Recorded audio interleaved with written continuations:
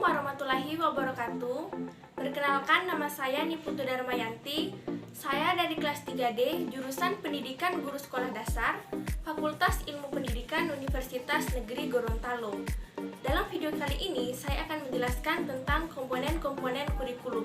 Selamat menyaksikan. Sebelum kita membahas tentang komponen-komponen kurikulum, ada baiknya kita mengetahui terlebih dahulu apa pengertian dari komponen kurikulum.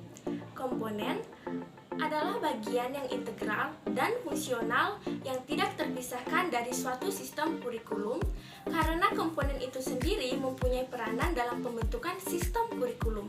Sebagai sebuah sistem, kurikulum mempunyai komponen-komponen seperti halnya dalam sistem manapun. Kurikulum harus mempunyai komponen lengkap dan fungsional baru bisa dikatakan baik.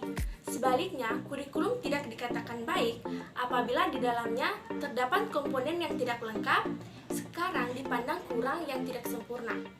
Suatu kurikulum harus memiliki kesesuaian atau relevansi sesuai isi meliputi dua hal, yaitu kesesuaian antara kurikulum dengan tuntutan, kebutuhan, dan kondisi perkembangan masyarakat, serta kesesuaian antara komponen-komponen kurikulum, yaitu sesuai dengan tujuan, proses sesuai dengan isi dan tujuan. Demikian juga evaluasi sesuai dengan proses, isi, dan tujuan kurikulum. Kurikulum sebagai suatu sistem memiliki komponen-komponen yang saling terkaitan antara satu dengan yang lainnya, yakni tujuan, materi, metode, media, evaluasi. Komponen-komponen tersebut, baik secara sendiri maupun bersama, menjadi dasar utama dalam upaya pengembangan sistem pembelajaran. Kurikulum terdiri dari 4 komponen, yaitu sebagai berikut. Komponen-komponen kurikulum. Yang pertama adalah komponen tujuan. Komponen tujuan adalah komponen kurikulum yang menjadi target atau sasaran yang mesti dicapai dari melaksanakan suatu kurikulum. Komponen ini sangat penting karena melalui tujuan, materi, proses, dan evaluasi dapat dikendalikan untuk kepentingan mencapai tujuan kurikulum dimaksud. Tujuan kurikulum dapat dispesifikasikan ke dalam tujuan pembelajaran umum, yaitu berupa tujuan yang dicapai untuk satu semester.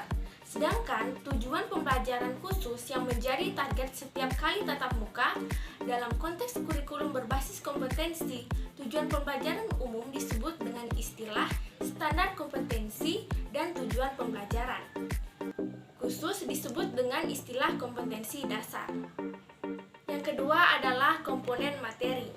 Komponen materi adalah komponen yang didesain untuk mencapai komponen tujuan. Yang dimaksud dengan komponen materi adalah bahan-bahan kajian yang terdiri dari ilmu pengetahuan, nilai, pengalaman, dan keterampilan yang dikembangkan ke dalam proses pembelajaran guna mencapai komponen tujuan. Siswa belajar dalam bentuk interaksi dengan lingkungannya, lingkungan orang-orang, alat-alat, dan ide-ide. Tugas utama seorang guru adalah menciptakan lingkungan tersebut untuk mendorong siswa berinteraksi yang produktif dan memberikan dirancang dalam bentuk rencana mengajar. Selanjutnya adalah komponen metode. Strategi dan metode merupakan komponen ketiga dalam pengembangan kurikulum.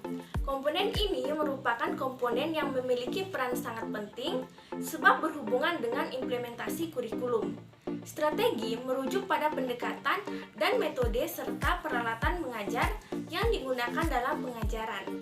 Tetapi pada hakikatnya, strategi pengajaran tidak hanya terbatas pada hal itu saja. Pembicaraan strategi pengajaran tergambar dari cara yang ditempuh dalam melaksanakan pengajaran, pengadaan penilaian, pelaksanaan bimbingan, dan mengatur kegiatan, baik yang secara umum berlaku maupun yang bersifat khusus dalam pengajaran. Strategi pelaksanaan kurikulum berhubungan dengan bagaimana kurikulum itu dilaksanakan di sekolah. Kurikulum merupakan rencana, ide, harapan yang harus diwujudkan secara nyata di sekolah, sehingga mampu mengantarkan anak didik mencapai tujuan pendidikan. Komponen yang keempat adalah komponen evaluasi.